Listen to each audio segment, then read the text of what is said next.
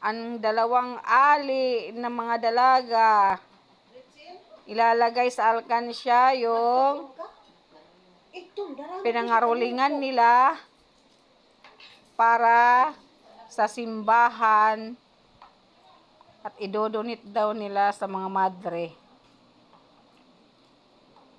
Ilang araw na yan silang nangangaroling para may donate lang sila sa mga madre.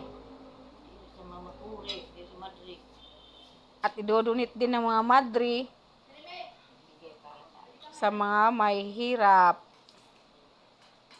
Kaya nagtsatsaga ang mga matatanda, mga rolling. Yung isa dyan, oh, tingnan mo. Nakahilata dahil sa pagod. Kahit iika-ika sa paglalakad si Umak, nangangaroling pa din para makatulong lang sa simbahan.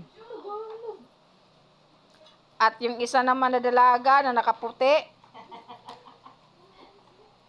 kahit napapagod din, sige. Mabigat na. 20,000 na.